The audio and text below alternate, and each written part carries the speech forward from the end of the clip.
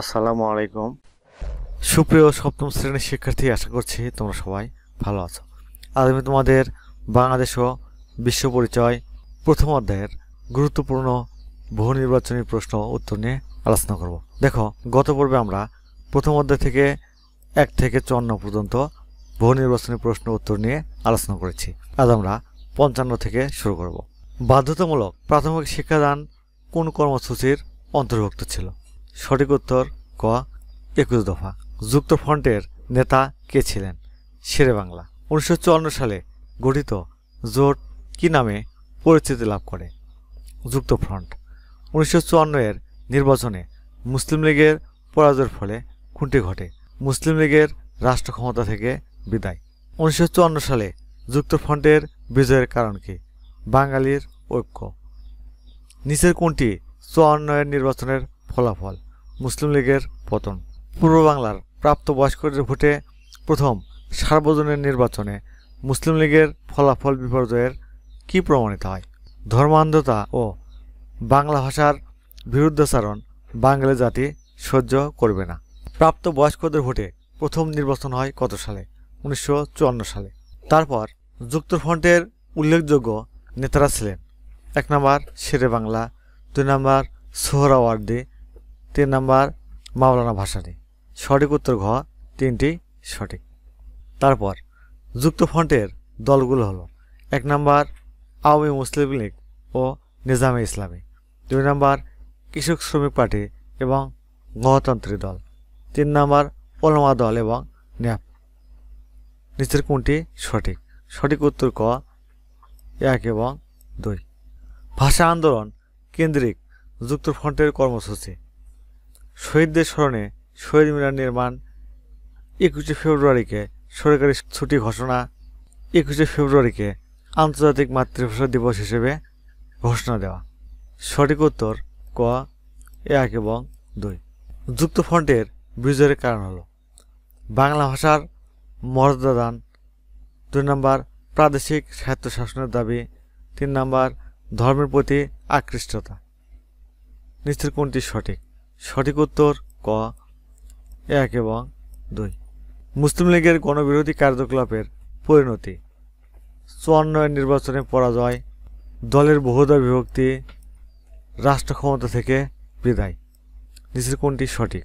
সঠিক উত্তর ঘ 1, 2, 3, 3টি সঠিক। 21 দফা ছিল: জমিদারি প্রথা বাতিল, 2 নম্বর পাট শিল্প জাতীয়করণ, 3 নম্বর প্রাদেশিক স্বায়ত্তশাসন। সঠিক উত্তর ঘ, এই 3টি সঠিক। তারপর 54 সালের নির্বাচনে মুসলিম লীগের পরাজয়ের কারণ: 1 নম্বর ধর্ম নিয়ে বাড়াবাড়ি, 2 নম্বর ভাষা ও সংস্কৃতি বিরোধী অবস্থান, 3 নম্বর দমননীতি ও স্বৈরশাসন। নিচের কোনটি সঠিক? সঠিক উত্তর ঘ 3টি সঠিক। যুক্তফ্রন্টের বিজয়ের কারণ: দল ও মতের একত্রীকরণ, 2 নম্বর মাতৃভাষার মর্যাদা দান, 3 নম্বর প্রাদেশিক স্বায়ত্তশাসন। নিচের কোনটি সঠিক? সঠিক উত্তর ঘ 3টি সঠিক। তারপর 54 নির্বাচনে: 1 নম্বর যুক্তফ্রন্ট 223 আসন পেয়ে সংখ্যাগরিষ্ঠতা অর্জন করে, 2 নম্বর মুসলিম লীগের সকল মন্ত্রী পরাজিত হয়, 3 নম্বর আওয়ামী লীগ একক সংখ্যাগরিষ্ঠতা অর্জন করে। নিচের কোনটি সঠিক? সঠিক উত্তর ক 1 এবং 2। তারপর নিচের অনুচ্ছেদটি পড়ো, 77 ও 78 নম্বর প্রশ্নের উত্তর দাও। ইউনিয়ন পরিষদ নির্বাচনে হাঁস, ছাতা, গরু গাড়ি ও কলম মার্কা জোট গঠন করে তালা মার্কাকে হারিয়ে দেয়। অনুচ্ছেদে জোটের সাথে মিল রয়েছে নিচের কোনটি? যুক্তফ্রন্ট। উক্ত জোটের ক্ষেত্রে প্রযোজ্য তথ্যসমূহ হল: 1 নম্বর পাট শিল্পের জাতীয়করণের প্রতিশ্রুতি প্রদান, 2 নম্বর সমবায় ভিত্তিক কৃষি ব্যবস্থা প্রবর্তনের প্রতিশ্রুতি প্রদান করে, 3 নম্বর জমিদারি প্রথা বাতিলের প্রতিশ্রুতি প্রদান করে। নিচের কোনটি সঠিক? সঠিক উত্তর ঘ, এই 3টি সঠিক। তারপর সরকার পদ্ধতির ব্যাপারে 6 দফাতে কোনটি অন্তর্ভুক্ত? সংসদীয় পদ্ধতির সরকার।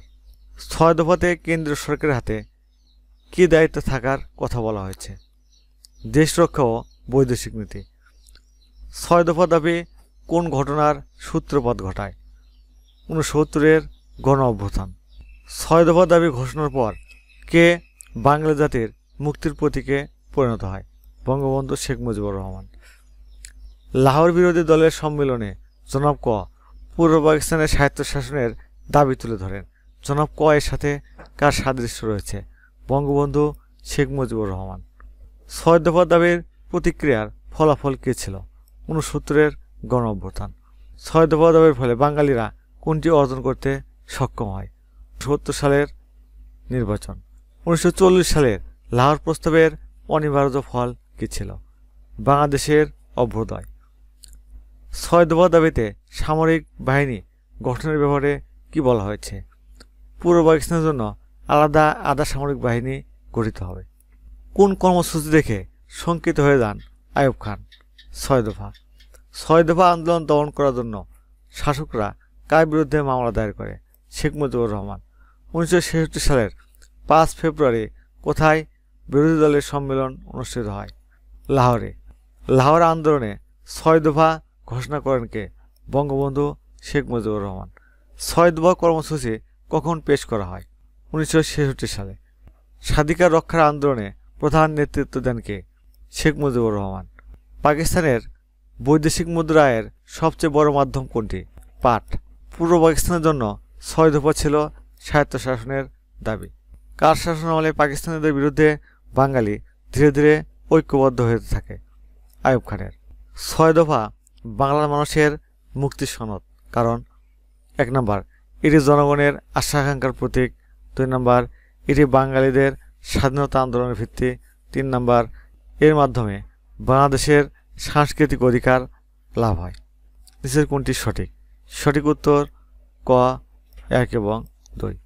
6 দফা দাবির অন্তর্ভুক্ত ছিল উভয় অংশের মধ্যে অভিন্ন মুদ্রা ব্যবস্থা চালু, উভয় অংশের মধ্যে বৈদেশিক মুদ্রায়ের হিসাব আলাদা রাখা, উভয় অংশের মধ্যে আলাদা কর ও খাজনা ধার্য করার ক্ষমতা প্রদান।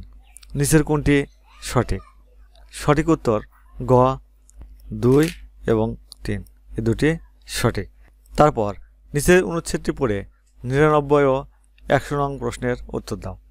1966 সালের 5 ফেব্রুয়ারি লাহোরে বিরোধী দলের এক সম্মেলন অনুষ্ঠিত হয়। এখানে বঙ্গবন্ধু শেখ মুজিবুর রহমান পূর্ব পাকিস্তানে বাঙালির সব ধরনের অধিকার ফিরে পাওয়ার জন্য একটি কর্মসূচি ঘোষণা করেন। বঙ্গবন্ধু কোন কর্মসূচি ঘোষণা করেছিলেন? 6 দফা। এই কর্মসূচি দেখে আইয়ুব খান শঙ্কিত হয়ে পড়ার কারণ হলো বৈদেশিক মুদ্রার ভাগ কমে যাবে, পূর্ব পাকিস্তানের শোষণ বন্ধ হয়ে যাবে, পূর্ব পাকিস্তান স্বাধীন হয়ে যাওয়ার আশঙ্কা ছিল। নিচের কোনটি সঠিক? সঠিক উত্তর ঘ 3টি সঠিক। ঐতিহাসিক আগরতলা মামলা, রাষ্ট্র বনাম শেখ মুজিবুর রহমান ও অন্যান্য ও 69-এর গণ অভ্যুত্থান। কতজনের বিরুদ্ধে আগরতলা ষড়যন্ত্র মামলা দায়ের করা হয়? 35 জন। আগরতলা ষড়যন্ত্র মামলার প্রধান আসামি কে ছিলেন?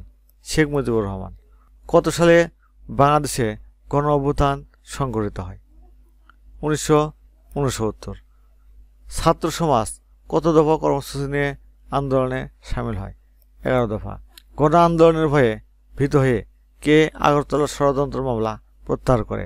আইয়ুব খান। আগরতলা ষড়যন্ত্র মামলা কখন প্রত্যাহার করা হয়? 1969 সালের 22 ফেব্রুয়ারি। সুপ্রিয় শিক্ষার্থী, আজ তাহলে এখানে শেষ করছি। আগামী পর্বে আমরা 102 থেকে শুরু করব। তোমরা এখনও তারা সোহান অনলাইন স্কুল চ্যানেলটি সাবস্ক্রাইব করোনি, তারা প্লিজ সাবস্ক্রাইব করবে এবং ভিডিওতে লাইক দিয়ে দেবে। আল্লাহ হাফেজ।